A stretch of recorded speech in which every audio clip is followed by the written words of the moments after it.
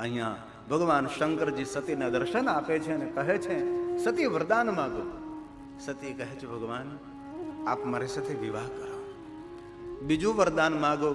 સતી બીજા વરદાનમાં માંગણી કરે છે કે મારી સાથે વિવાહ કરો, લગ્ન કરો, પણ સુંદર શણગાર કરીને સોના, ચાંદી, હીરા, મોતી, શ્વેતાંબર, પિતાંબર, લીલાંબર મુકુટ ધારણ કરી દેવતાઓ તમારા રૂપને જોતા રહી જાય એ રીતે ભગવાન શંકરજી સુંદર વરાજો બની, દુલ્હા બની અને શણગાર સજીને મારી સાથે વિવાહ કરો. શંકરજીએ આ સતીને વચન આપ્યું છે. શંકરજી ગયા કૈલાસ. સતી પોતાનું તપ પૂર્ણ કરી પ્રજેશ નગર જાય છે. નગરવાસીઓ સુંદર સ્વાગત કરે છે. માન સન્માન સાથે સ્વાગત થઈ રહ્યું છે. કારણ કે એક યુગ હતો, એક સમય હતો. તો ગામની અંદર કોઈ સાધુ સંત મહાપુરુષ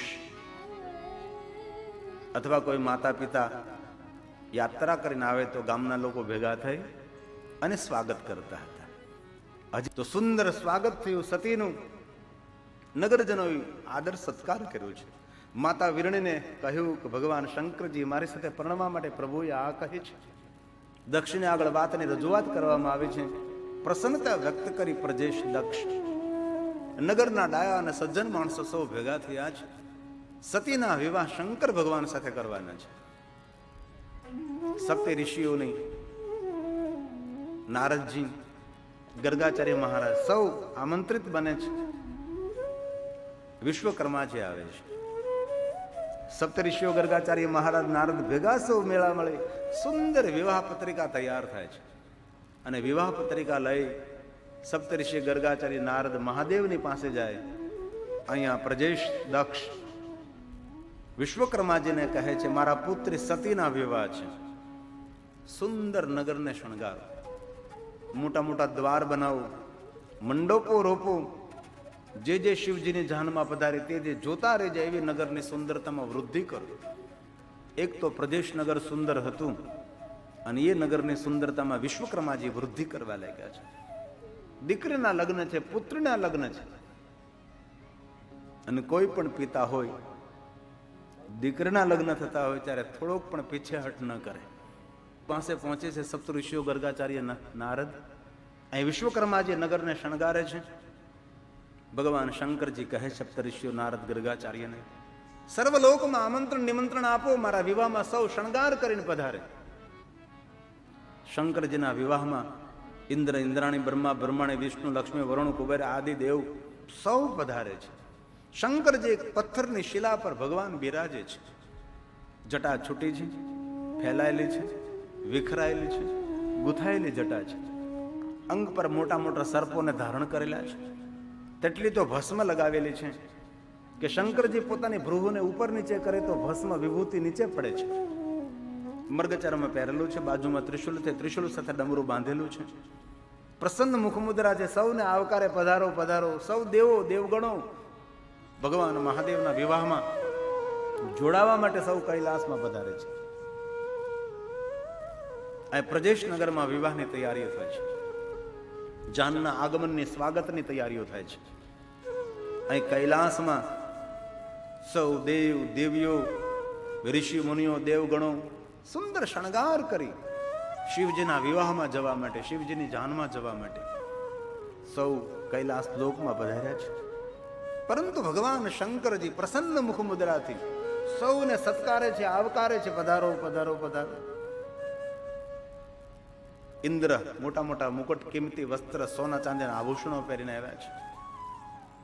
કુબેરજી સોના ચાંદીના સુંદર આભૂષણો, બ્રહ્માજી, વિષ્ણુજી, લક્ષ્મીજી સૌ કિંમતી વસ્ત્ર, સોના ચાંદીના સુંદર સુંદર આભૂષણો, મોટા મોટા મુકુટોને પહેરીને આવ્યા છે. જેના લગ્ન છે, જેના વિવાહ છે, શંકરની કોઈ તૈયારી જ નથી. બસ પ્રસન્ન મુખમુદ્રા છે. પથ્થરની શિલા પર ભગવાન શંકરજી બિરાજે છે. દેવ દેવગણો, ઋષિ મુનિઓ, સપ્તઋષિઓ, નારદ, ગર્ગાચાર્ય મહારાજ સૌની ઉપસ્થિતિ છે. દેવતાઓ હસવા લાગે છે. નારદ કહે છે કે દેવતાઓ આટલું અટહાસ્ય શા માટે? ઇન્દ્ર આપ પણ હસી રહ્યા છો, બ્રહ્મા વિષ્ણુ કુબેર આપ સૌ શા માટે? ત્યારે દેવો નારદને કહે છે, નારદ હસવું ના આવે તો શું થાય? જેમના વિવાહ છે એમની તો કોઈ તૈયારી નથી. જોતો હોય અંગ પર એક વસ્ત્ર નથી, સોના ચાંદીના આભૂષણ નથી, મુકુટ નથી, વિખરાયેલી પથરાયેલી વિસ્તરેલી જટા છે, ગુથાયેલી છે જટા. જેમના વિવાહ છે એમની તો કોઈ તૈયારી નથી. આપણે સોના ચાંદી હીરા મોતીના મોટા મોટા મુકુટને ધારણ કરીને આવ્યા છે. કેટલા કિંમતી વસ્ત્રો આપણે પેરેન્ટ્સો આવી પહોંચ્યા છે. જેમના વિવાહ છે એમની કોઈ તૈયારી નહીં. તેથી દેવતાઓ જોર જોરથી હસે છે. અને એક વસ્તુને ખૂબ યાદ, દેવતાઓ આટ હાસ્ય કરે છે. નારદજી પૂછવા લાગે છે, દેવો કહે છે કે જેમના વિવાહ છે એમની કોઈ તૈયારી નથી. નારદ આપ એક કામ કરો, બોલો દેવો, શંકરજીને કહો શણગાર કરે. ભલે. નારદજીએ દેવગુરુ બૃહસ્પતિને કીધું છે. બૃહસ્પતિ, હા કહો નારદ, જુઓ તો સહી, ભગવાનની લીલા તો જુઓ તમે. આ દેવતાઓ બધા એટલા મોટા મોટા અટ હાસ્ય કરે છે, વરાજને હાંસી કરે છે. જેમના વિવાહ છે શંકરજીના, એમના માટે સૌ હસી રહ્યા છે. બૃહસ્પતિજી, શંકરનું રૂપ તો જુઓ. ત્યારે દેવગુરુ બૃહસ્પતિ શંકરજીની અદ્ભુત રૂપ લીલા જોઈને સુંદર સ્તોત્રનું ગાન કરે છે. કારણ કે ઋષિ છે ને, સાધુ છે ને, સાધુ હૃદય છે. એ કોઈની ટીકા ન કરે, કોઈની નિંદા ન કરે, કોઈને ચડતી ન કરે, કોઈને ઉતારી ન પાડે. અને બૃહસ્પતિ દેવગુરુના મુખમાંથી સુંદર શબ્દો પ્રગટ થાય. બાબા, તમારા રૂપ અને સ્વરૂપને, તમારી લીલાને કોણ સમજી શકે, કોણ સમજાવી શકે છે? બહુ સુંદર સ્તુતિ કરી છે દેવગુરુ બૃહસ્પતિજીએ. નમો રુદ્રાય લીલા. ભગવાન મહાદેવ, તમે જોવામાં રૌદ્ર છો, પણ તમારું હૃદય રુદ્ર છે. રુદ્ર એટલે કોમળ, રૌદ્ર એટલે કઠોર. શંકરજી જોવામાં કેવા છે? રૌદ્ર છે, અતિ ભયાનક, અતિ વિકરાળ છે. દિવસના 12 વાગ્યા હોય ને આપણે એકલા હોય ને શંકર એકલો મળે તો આપણા શ્વાસની રિધમ રહે ન રહે, શ્વાસની ગતિ ટકે ન ટકે, એવા શંકર ભયાનક છે. જોવામાં રૌદ્ર છે, જોવામાં જટિલ છે, પણ જે સરળ છે. ભગવાન શંકર રુદ્ર છે. કોઈનું દુઃખ જોઈને જેનું હૃદય દ્રવિત બને, ઇતિ રુદ્ર છે, એ શંકરજી છે. શાંતિની સ્થાપના કરનારો દેવ છે, શાંતિને વરેલો દેવ છે, શાંતિનું દાન કરનારો દેવ છે. જપ હો જાય શંકર સતનામ, હોય હૃદય તુરત વિશ્રામ. શાંતિ સ્થાય ને વિના નહીં. શંકરના ભજન વગર દુનિયામાં કોઈને શાંતિ મળી નથી, મળવાની પણ નથી. શંકર શાંતિનો દાતા છે. ભગવાન, તમારું દિવ્ય રૂપ શાંતિ પમાડનારું રૂપ છે, શાંતિનું દાન કરનારું રૂપ છે. ભગવાન, મારી સ્તુતિનો સ્વીકાર કરો. બૃહસ્પતિ બોલે છે, નમો રુદ્રાય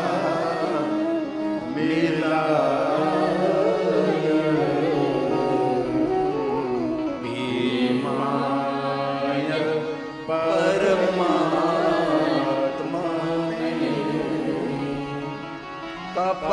કપારતીને સુરેશાય વ્યોમ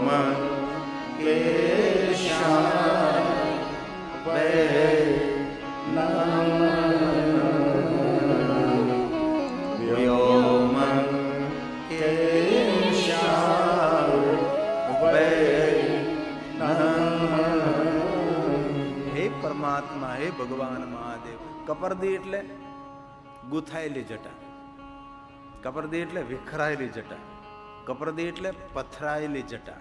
કેવી જટા? તો કે 500, 600, 700 સાલ કોઈ બહુ જૂનો વડલો હોય અને વડલાની વડવાયું જેમ ફેલાયેલી હોય એમ શંકરજીની જટા ફેલાયેલી છે.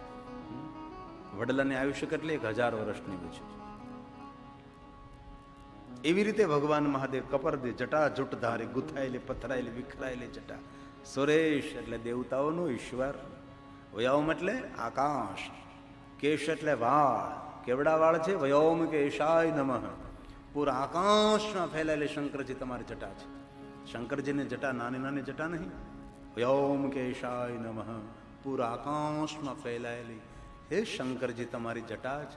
આવું દિવ્ય રૂપ ભગવાન તમારું છે. પથરાયેલી વિખરાયેલી વિસ્તરેલી જટાની અંદર સર્પો વીંટાયેલા છે. જેમ કોઈ ઘનઘોર જંગલમાં કોઈ જૂનો વડલો હોય ને વડવાયોમાં જેમ સર્પો વીંટાયેલા હોય તેમ શંકરજીની જટામાં સર્પો વીંટાયેલા છે. પૂરું અંગ સર્પોથી લપેટાયેલું છે, વીંટાયેલું છે.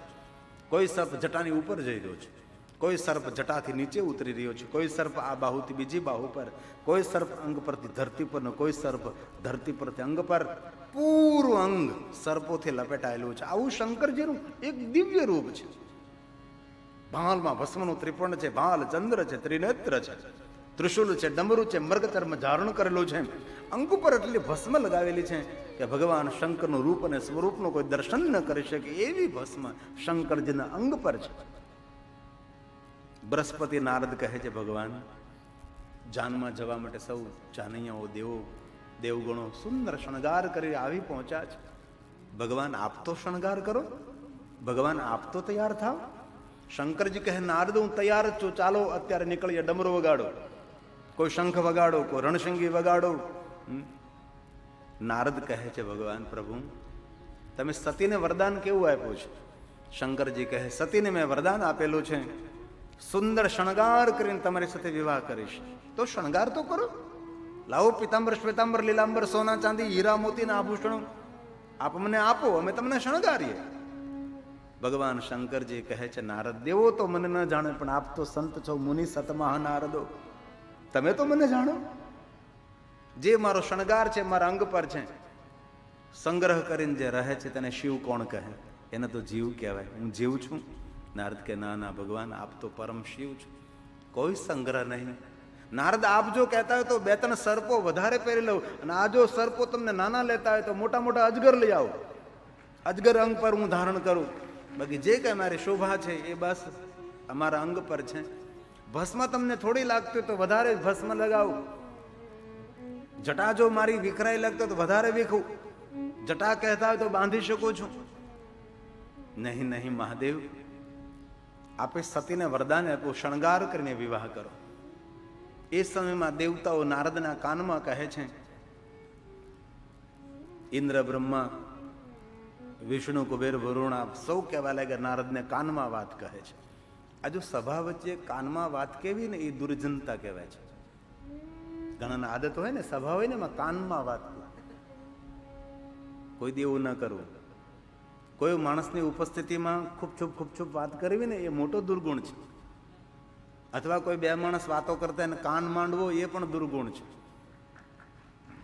કોઈ માણસનો આદત હોય ને કાન માંડે, આમ દિવેલિયા હોય, હંમેશા દિવાલે કાંડ માંડે, એ આદત સારી નહીં. કોઈ 2 માણસો વાતો કરતા એને વચ્ચે વાતને ઠબકારવી એ દુર્ગુણ કહેવાય છે. કોઈ માણસ વાત કરતો હોય ને વચ્ચેથી આપણે વાતને ઉપાડેલી તેની વાત કાપી નાખવી એ પણ દુર્ગુણ કહેવાય છે. આ બધા ગુણ ને દુર્ગુણની બધી બુકો આવે છે. કેવી રીતે વાર્તાલાપ કરવો જોઈએ, કઈ રીતે વાર્તાલાપ કરાય. કોઈ 2 માણસો વાતો કરતા એને વચ્ચે ટપકી પડી, એનાથી મોટો કોઈ દુર્ગુણ નહીં, કભી નહીં. દેવતાઓએ સવે નારદને કહ્યું કે નારદ, શંકર ભગવાનને પૂછો, શંકર ભગવાનને કોઈ વાંધો ન હોય તો અમારી વસ્તુ શંકરજીને પહેરવા માટે આપી. નારદ કહે, મહાદેવ, આ દેવો એમ કહે છે કે એમની વસ્તુ તમને પહેરવા માટે આપે. ભગવાન શંકરજી હસવા લાગે છે. નારદ સમજી ગયા છે કે શંકરજી શું કહેવા માટે. શંકરજી એ કહેવા માંગે છે કે નારદ, આ દેવતાઓ એમ કહે છે કે એમની વસ્તુ મને પહેરવા માટે આપે. પણ નારદ આ સમજાતું નથી, દેવતાઓ ભૂલી ગયા લાગે છે. આ વસ્તુ બધી એમને ક્યાંથી બની ગઈ? મારી પાસેથી ભીખ માગીને લઈ ગયા છે આ બધા. ભવત ભ્રુવ પ્રણહિતામ, મેં મારી ભ્રુવના ઈશારા માત્રથી દેવતાઓને વૈભવ આપ્યો છે. હવે દેવો એમ કહે છે કે અમારી વસ્તુ પહેરવા માટે આપી. મારું મારું, મારા બાપનું, તારું મારું. સારું આવડે તમને, અહીંયા ભગવાન શંકરજી પ્રસન્ન થાય છે. અદભુત લીલા શંકરજીની છે. પણ શંકરજી મૌન રહ્યા છે. સાધુતા અને સજ્જનનું લક્ષણ છે વધારે મૌન રહેવું. સાધુતા અને સજ્જનનું લક્ષણ છે બોલવામાં ઉતાવળ ન કરવી. સાધુ અને સજ્જનતાનું લક્ષણ છે વિચારીને બોલવું. આ સાધુ પુરુષોના લક્ષણ છે. વિચાર્યા વગરની વાણી બોલવી એ દુર્જનતાનું પ્રતીક છે. એક શબ્દ બોલતા પહેલા 2 વાર વિચાર કરીને બોલવું તો હંમેશા સારું બોલે. મારા શબ્દનો પ્રતિઘાત કેવો પડશે, મારા આ જે શબ્દ બોલું છે તેનો પ્રતિસાદ કેવો મળે, તેની આપણને ગતાગમ હોવી જોઈએ. બોલવાની એક શ્રેષ્ઠ કલા છે. ભગવાન મહાદેવજી મૌન રહ્યા છે. કહ્યું નારદને, નારદ કહો. આ દેવો ભેગા થઈ મને શણગારે. ભગવાન વિષ્ણુજી આવે છે, મહાદેવ આપને પિતાંબર ધારણ કરાવું. વિષ્ણુ ભગવાન મહાદેવને પિતાંબર પહેરાવે છે. વિષ્ણુ ભગવાન જે શંકર ભગવાનને પિતાંબર પહેરાવા ધારે છે ને, ત્યાં વિષ્ણુની આંખમાંથી આંસુ પડી જાય છે. શંકરજી જુએ છે વિષ્ણુ શું કહેવા માંગે છે. વિષ્ણુ ભગવાન કહે છે, બાબા તમારી અદ્ભુત લીલા છે, હું તમને પિતાંબર પહેરાવું છું. પ્રભુ મને અવસર આપો છો આપ. બાકી હું જાણું છું ભગવાન આ તમારી લીલા છે. જગતનું સર્જન વિસર્જન પોષણ કરનારા શંકર આપ છો. ભગવાન વિષ્ણુજી પિતાંબર ધારણ કરાવે મહાદેવને. બ્રહ્માજી કેસ આપે છે. ઇન્દ્રપુત્રનો કિંમતી સોના ચાંદીનો સુંદર રત્ન જડિત મુકુટ મહાદેવને પહેરાવે છે. કુબેરજી સોના ચાંદી હીરા મોતીના સુંદર આભૂષણો. લો શંકરજી આ સોના ચાંદી હીરા મોતીના આભૂષણો છે, આપ ધારણ કરો. શંકરજી કુબેરને અવસર આપે છે. કુબેર એક કામ કરો, આ સોના ચાંદીના આભૂષણો ક્યાં અંગ ઉપર કઈ રીતે પહેરવું મને જાણ નથી. જેને દુનિયાનું સર્જન કરવાની જાણ છે, જેને ખબર છે, તમે મને પહેરાવો. કુબેર પાસે જે સોના ચાંદી હીરા મોતીના આભૂષણો હતા એ શંકરજીને ગળામાં પહેરાવે છે. ગળામાં ફૂફુ દાદા બેઠા. કાનમાં પહેરાવે છે, કાનમાં બીછું બેઠો. કોઈ અંગ ખાલી નથી. હવે કુબેર કહે છે, ભગવાન તમારું અંગ કોઈ ખાલી નથી, ક્યાં હું આ સોના ચાંદીના આભૂષણો પહેરાવું. એક એક અંગ ઉપર કોઈને કોઈ સર્પ બિચ્છુ બેઠેલા, મોટા મોટા નાગ બેઠેલા છે. ભગવાન કોઈ અંગ ખાલી હોય તો સોના ચાંદીના આભૂષણો તમને પહેરાવું ને. કુબેર તો શું કરું. કુબેર કે ભગવાન વિનંતી છે, આ સર્પોને થોડા દૂર કરો ને. ભગવાન શંકરે કાનમાંથી બિચ્છુને દૂર કર્યા છે, ગળામાંથી સર્પોને દૂર, નાગણીઓ પહેરી હતી જે હતા એ બધા સર્પોને અલગ કર્યા છે. હવે કુબેરજી ભગવાન મહાદેવને સોના ચાંદી હીરા મોતીના કિંમતી સુંદર આભૂષણો શંકરજીને પહેરાવે છે. હવે નારદ બોલે છે કે મહાદેવ આ મુકુટ, સોના ચાંદીના આભૂષણો, આ પિતાંબર, આ ખેસ, આ મુખ ઉપર થોડી ભસ્મ થોડીક ઓછી કરીએ તો. શંકરજી કહે કાંઈ વાંધો નારદ, આપ જે પ્રમાણે કહો તે પ્રમાણે. ભગવાન શંકરે મુખ ઉપરથી ભસ્મને દૂર કરી છે. ભગવાન મહાદેવના મૂળ વાનનું દર્શન થયું છે. ત્યારે દેવતાઓ બોલી ઉઠ્યા, ભગવાન અત્યાર સુધી તો જાણ જ નહીં હતી. ભગવાન આજે ખબર પડી તમે ગૌરવર્ણ છો, દૂધની ધારા જેવા ઉજળા છો. ભગવાન આ તમારું રૂપ તો પહેલી વાર અમે જોયું. અને ભગવાન શિવ બહુ ગોરા છે. વિષ્ણુ ગગન સદૃશમ મેઘવર્ણમ, પરંતુ શંકરજી તો અતિ ગોરા છે. એ તો ભસ્મ લગાવે છે તેથી આપણને જાણ નથી. શંકરનો વર્ણ છે ગૌરવર્ણ. આપણે રોજ આરતીમાં ગાઈએ ને, કર્પૂર ગૌરમ કરુણાવતારમ સંસાર સારમ ભુજગેન્દ્રહારમ વસંતમ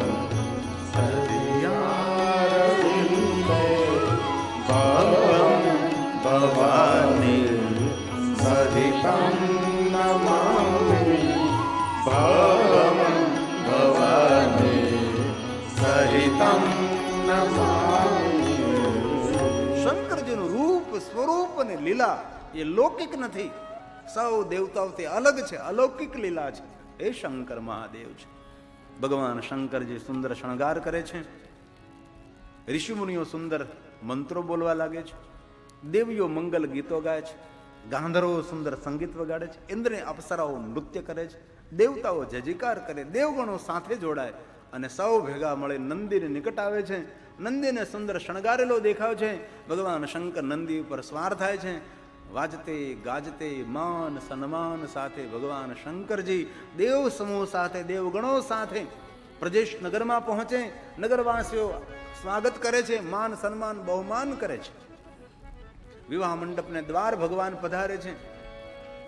વીરની સ્વાગત કરવા માટે પધારે. શંકરજીનું સ્વાગત થાય વિવાહ મંડપમાં. પ્રભુ પધારે વિવાહ મંડપના મધ્ય. હસતું ખેલતું પાત્ર, રમૂજથી ભરેલું પાત્ર. મુનિ સતમહ નારદો, નારદજી પ્રજેશને કહે છે, પ્રજેશ આપના પુત્રી સતીને વિવાહ મંડપમાં પ્રવેશ આપો. અને પ્રજેશે દક્ષ પોતાના પુત્રી સતીને વિવાહ મંડપમાં પ્રવેશ આપે છે.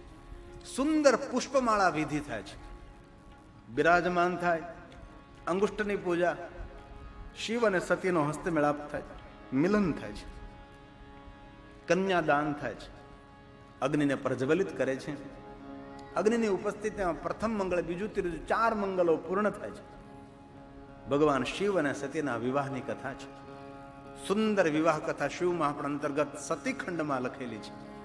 અને જે કોઈ શિવ અને સતીના વિવાહની કથાનું શ્રવણ કરે છે તેનું તેના પરિવારનું સર્વ મંગલ મંગલમ, તેનું મંગલ થશે, આવો ભાવ પ્રગટ કર્યો છે આ કથા નિમિત્તે. અંતે પ્રજેશ પોતાના પુત્રી સતીને શંકરજી સાથે વિદાયા કરે. શિવ અને સતી કૈલાસના દ્વારે પધારે. કોણ સ્વાગત કરે? ન માતા, ન પિતા, ન બંધુ, ન ગુરુ મિત્ર, કોઈ શિષ્ય. ભગવાન વિષ્ણુજી, લક્ષ્મીજી સ્વાગત કરે છે.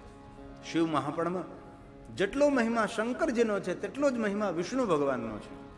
થોડો પણ મહિમા વિષ્ણુ ભગવાનનો ઓછો નથી. વિષ્ણુ ભગવાન લક્ષ્મીજીને અવસર મળ્યો છે. ભગવાન શિવ અને સતીનું સુંદર સ્વાગત કૈલાસના દ્વારે થાય. પ્રભુ પધારે કૈલાસમાં. શિવ અને સતી સુંદર આસન ઉપર બિરાજમાન થાય છે. દેવો જય જયકાર કરે, પરિક્રમા કરે છે અને કહે છે, હે શિવ, હે માતા સતી, આપના વિવાહમાં આનંદ નહીં, પરમ આનંદ પ્રાપ્ત થયો છે. અમે મારા લોકની અંદર જઈએ. શિવ પાસેથી સૌ વિદાય લઈ લઈને જવા લાગ્યા છે. ધીમે ધીમે દેવો ગયા, દેવગણો ગયા, ઋષિ મુનિઓ ગયા. કૈલાસ પહાડ થોડો હળવો બન્યો છે.